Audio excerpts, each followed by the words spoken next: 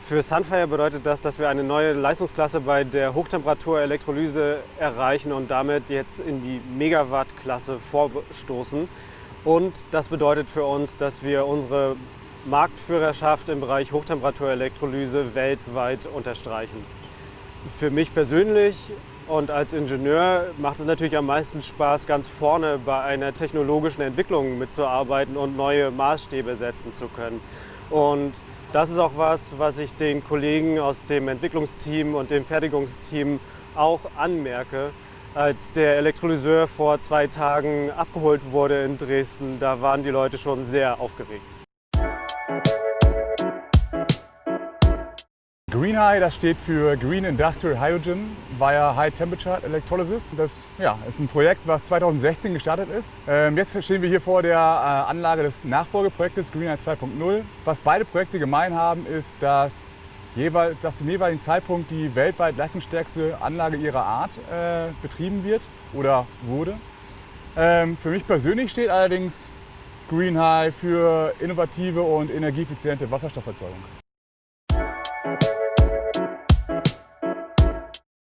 Die Hochtemperatur-Elektrolyse nutzt vorzugsweise grünen Strom, um Dampf in Sauerstoff und Wasserstoff zu spalten. Dabei kann einerseits Niedertemperaturabwärme aus anderen Prozessen eingekoppelt werden und andererseits kann die Technologie auch die Wärme, die unwillkürlich in dem Prozess selbst entsteht, wieder nutzen, um diesen Dampf zu spalten. Beides zusammen ermöglicht besonders hohe Effizienzen, die bis zu 20 Prozentpunkte über den anderen Elektrolysetechnologien wie Alkali oder PEM liegen.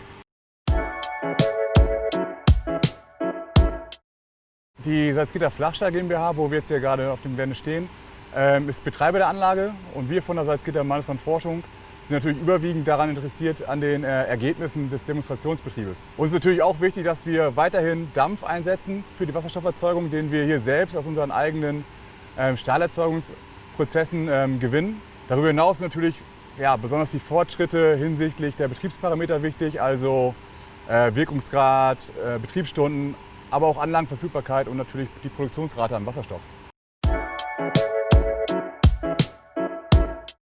Die Zellen, die den Kern unseres technologischen Know-hows ausmachen, sind eine Entwicklung, die seit 10 Jahren und mehr kontinuierlich vorangetrieben wird, sodass da schon eine kontinuierliche Weiterentwicklung stattgefunden hat.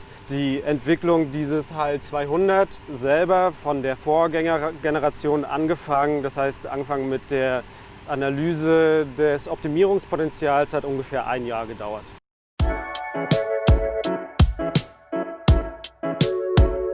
Die bisherigen Erfahrungen sind sehr positiv, deswegen gibt es ja GreenHy 2.0.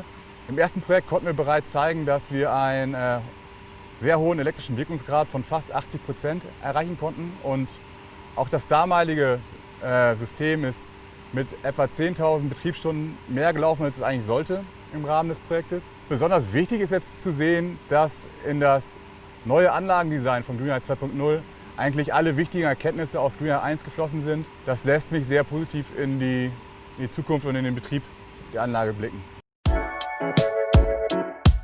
Bei GreenHy 1 haben wir damals Strom produziert aus unserem eigenen Hüttenkraftwerk. Das Hüttenkraftwerk hier in Salzgitter wird rein betrieben mit unseren Prozessgasen, die unweigerlich bei der Stahlherstellung entstehen. Bei GreenHy 2.0 werden wir zunächst Herkunftsnachweise für regenerativen Strom beziehen. Darüber hinaus sind wir gerade in der Inbetriebnahme eines 30 MW Windparks gemeinsam mit Partnern. Dieser Windpark wird zukünftig deutlich mehr Strom produzieren, als wir letztlich benötigen für unser GreenHy 2.0 System.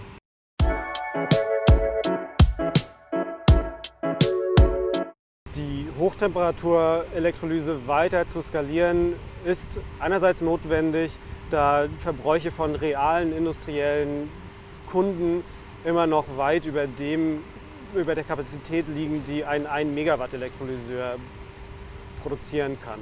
In Salzgitter können wir jetzt damit zwar schon ungefähr die Hälfte des Bedarfs decken, aber es gibt durchaus Anwendungen, wo man hin zu Multi-Megawatt-Anlagen gehen muss. Andererseits bringt dieses Scale-up auch immer mit sich, dass man die Kosten der Geräte immer weiter reduzieren kann und damit den Markteintritt und die Konkurrenzfähigkeit erreichen kann.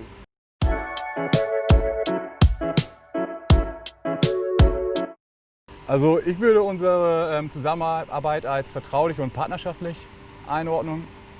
Wir kennen uns ja auch schon seit bald 5 Jahren, so dass sich eigentlich eine klare und direkte Kommunikation eingespielt hat. Schwierigkeiten und Probleme werden offen angesprochen. Man muss ja auch sagen, dass wir jetzt in Greenlight 2 auch ein neues Konsortium haben. Also es gibt neue Partner, namentlich Paul Wurth, Tenova und CEA. All diese Partner haben sich auch nahtlos in unsere Projektstruktur eingegliedert. Auf Konzernebene hat Greeneye einen großen Stellenwert, vor allem vor dem Hintergrund des SALCOS-Projektes zur CO2-reduzierten Stahlherstellung. Denn mit SALCOS wollen wir zukünftig die heutige Stahlherstellung auf Basis von Kohle und Koks umstellen zu einer wasserstoffbasierten Stahlherstellung, sodass wir zukünftig deutlich weniger CO2 emittieren.